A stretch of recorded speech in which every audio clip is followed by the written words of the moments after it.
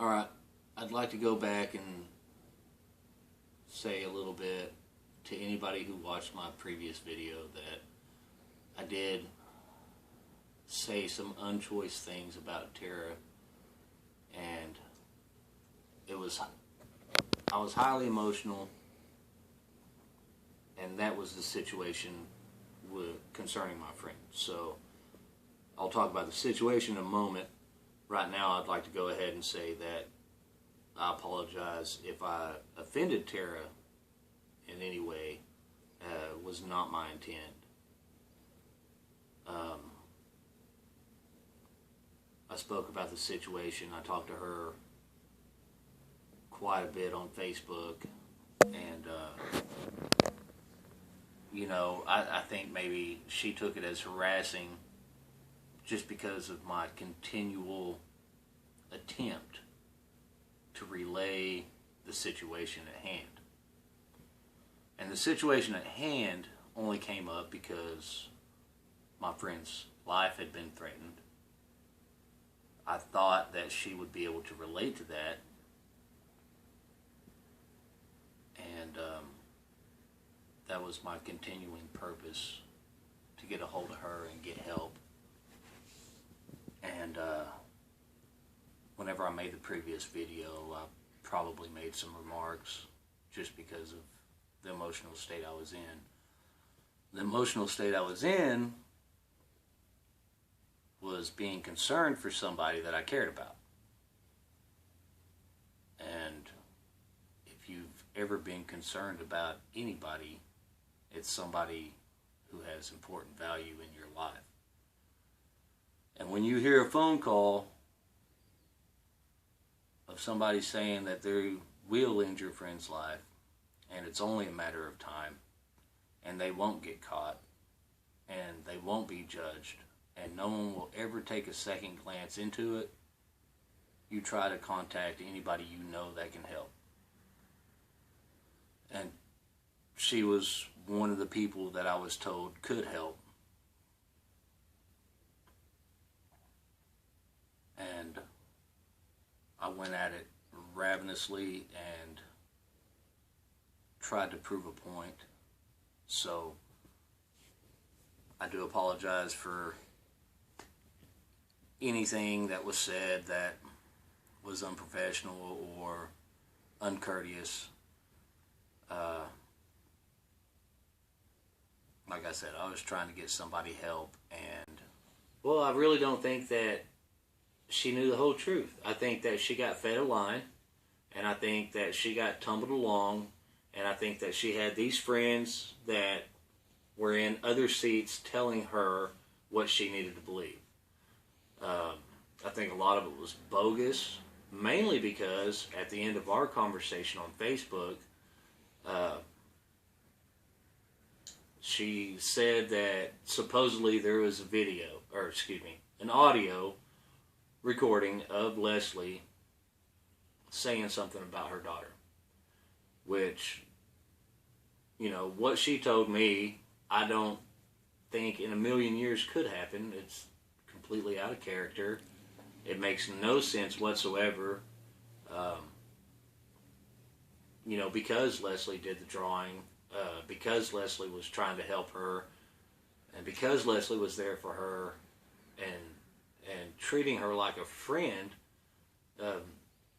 what she told me she heard makes absolutely no sense. And for her to come back and tell me, why would she lie to me about this information concerning Leslie, it strikes me as odd.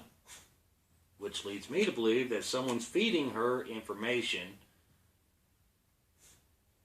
her being in the emotional state she is. She's getting pulled in two directions. For whatever reason, I apologize wholeheartedly. I've spoken to you, I've apologized to you, I've apologized to your husband. I did not mean to make you feel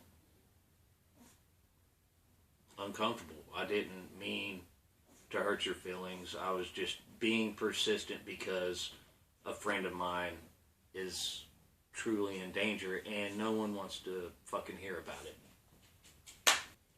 But why would someone else's opinion matter? If Tara and Leslie were friends, why wouldn't, she talk to Leslie about it? If I'm trying to help Leslie out because Leslie was friends with Tara and I thought Tara could help, why would someone else's opinion matter? Who is this other person that is throwing stuff into the mix but not showing anything? Why are they talking about the case in the first place? Why are they talking about evidence in the first place? None of it really makes sense. If you've got a situation like this, you don't go and call an office meeting and have a bunch of people come in and you just start bullshitting and spreading rumors. And you don't talk about stuff like this. If it was something that personal, and if it was something concerning a case, these people that are here, these advocates, they're here because they're supposed to be the best people to help somebody. Why would they be in their place of work? Why would they be in their line of friends trying to discredit someone who needs help? If that's their main purpose in that city or society or whatever. If they're there to help people, why are they trying to purposely not help someone? I guess the main question would be,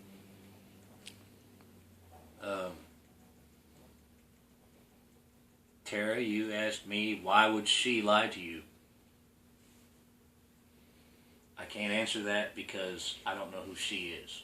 I don't know this woman who is giving you this information. I don't know who this woman is who is telling you things that I know for a fact are false. I don't know why this woman would tell you things. I don't know who this woman is to you that you hold her opinion so far above Leslie's when all Leslie done was try to help you. Okay, so the whole point in me going back and reiterating my video is because I watched it and I don't think I got the point across. I don't think I spoke so much about things that were more important. I want everybody to know something about me. I was raised with the highest regard to police officers. I was raised that cops were always there to help us. They were always there to do the right thing.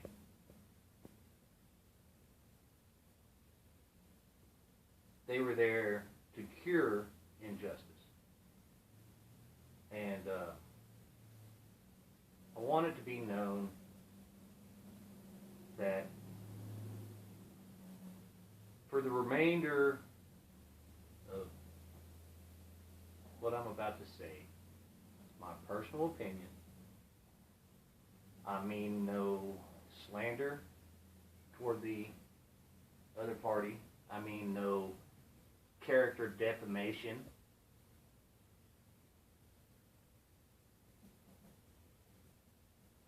I paused so you could think about that.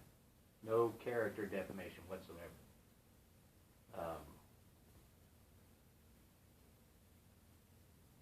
I would just say, as far as my opinion goes, if the shoe fits, all we can say.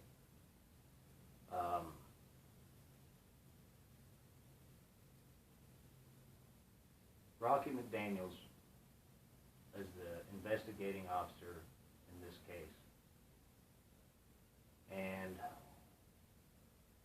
most people would say, oh, that's Detective Rocky McDaniels. Well, that would be true if you were a detective. You've done actual police work and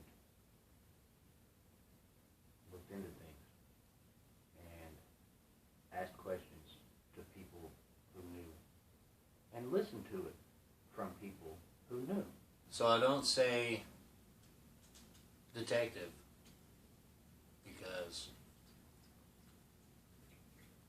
That would imply that you do detective work.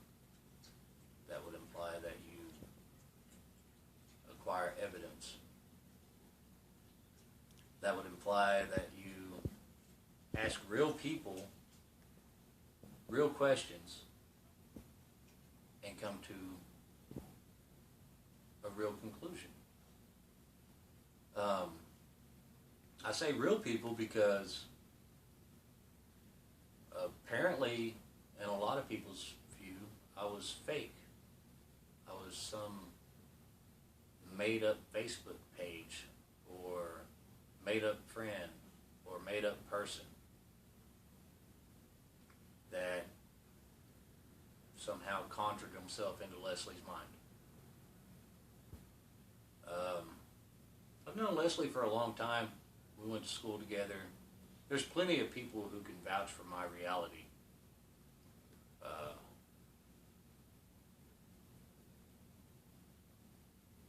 And the fact that before you even know somebody's a real person, you go and tell everybody else that this person isn't real, and then try to call so-called fake person on the phone because you're reopening an investigation when charges have already been filed because your boss said so. Your boss said you needed more evidence.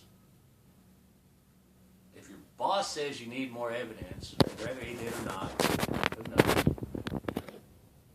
I wouldn't trust your integrity as far as I could throw it. Why are charges filed if your boss thinks you need more evidence? If you had enough evidence to file charges, why isn't the person in jail? Why isn't court already being had? Probably because you don't have anything. So you just go on, instead of admitting that you're wrong, you just keep making this person's life hell.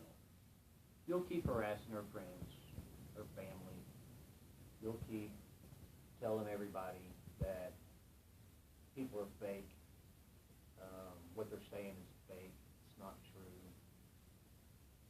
When you've known this girl for a year and were friends with her and talk to her every day, and you're the one who's trying to tell your little group of misfits that she's false, and her friends are false, and her family is false, who has known her no less than 10 years, no more than her entire fucking life.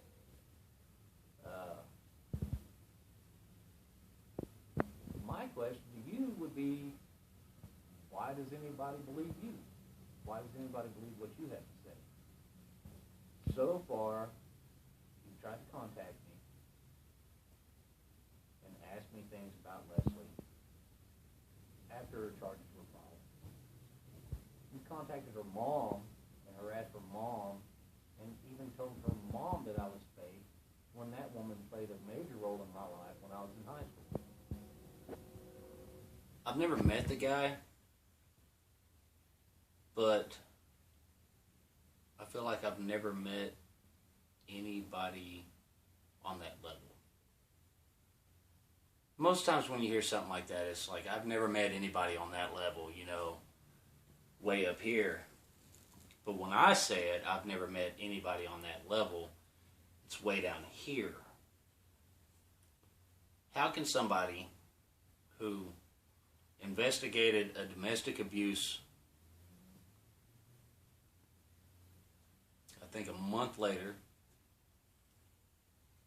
and then comes back, a couple years or so, something like that, a couple years later, ends up working, not with the girl, but for the girl, for the company that the girl worked at. Same girl. Girl gets choked out by her old man. Cop comes to investigate. A month later, She still got bruises. A month later. Did I say that? I said that. A month later. Still got bruises a month later after being choked.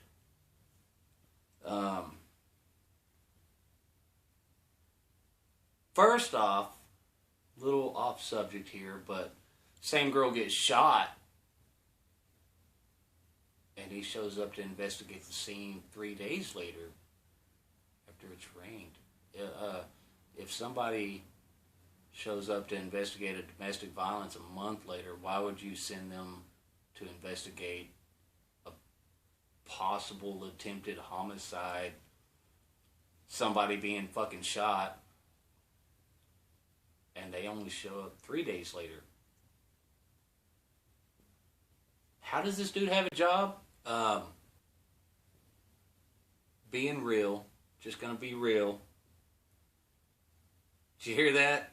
I'm gonna be real. I'm not gonna be a fake, made up person like some so-called detective thought I was a made up person. I'm not gonna be that person. I'm gonna be a real person right now. And I'm gonna say what's on my mind because there's a lot of things that upset me about this, you know? I mean, if you think someone's fake and made up and a figment of someone else's imagination, and you go off spreading office rumors and town rumors about how this person is crazy, they have fabricated a whole new friend, why do you call their imaginary friend for information? Just a question. I'm curious why someone, if I thought a person was completely fabricated and made up, I would not try to call them. There would be no point in talking to someone's imaginary friend. Can't quite cut it as a cop. Even though you're a detective, you know, a shitty detective, but still, it's a good title to have. Especially for the public, you know, you can make up all kinds of fun stories about that. I watched the movie Ride Along. I know it could be cool. That doesn't work out. You get it. What was that I heard? When I was doing my own little, what's that called? Oh yeah, I was looking for information and I talked to people and they told me things. And it was real funny how you could weed out bullshit from real shit, even when you're talking about someone who's mostly full of shit.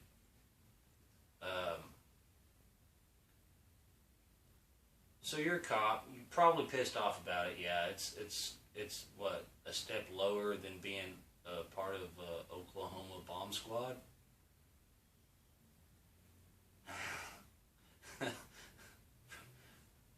First off, it's stupid to have a bomb squad for Oklahoma. Secondly, it's even more pathetic that you couldn't make the team. Do they have height requirements? That was probably a low blow. I didn't mean to hit you in the forehead. Okay. Question, really, that didn't work out. So, you know, you can clean carpets, you know. I mean, it's not far reach. It's right there. I bet you'd be good at it. You did that, as a matter of fact. You did that at, what's that place called? Larkspur. That's where Leslie worked, right? And you worked under her for a year, give or take a couple of days at that place. With another one of your buddies, Matt something or another, liked to send pictures. You know, you seen them all. I know you seen them. And you worked there under her, who wouldn't give you a time of day. And your friends with the maintenance dude that worked there, who she also wouldn't give the time of day. And you guys are buddies, even though you saw all the bullshit he was trying to pull behind his wife's back. All the shit that Leslie was unwilling to come forward with because she's not a vindictive person, because she's not cruel, because she doesn't concern herself with destroying someone's life. Even though people push boundaries, and they push, and they throw sand in eyes, and they kick people when they're down. She's had every opportunity to do that to many people, and chose the higher road. Granted, even if you couldn't reach the higher road, you could have asked for a step ladder. I hope one day you realize that you never was a good cop. There's no way you could be a good cop. You're trying to tell one of your so-called friends to confess and let things go when you know they're not true. You're trying to accuse one of your so-called friends of something you know is not true. You're trying to blame one of your so-called friends of something that you know is not true. And the worst part is that you're trying to convince everybody else of your own little fabrication, of your own little imaginary friend, which we'll call this case, would be your imaginary friend. Apparently you've got nothing else to do, nothing else to hold on to. You're pissed off at a pretty girl who wouldn't give you the time of day.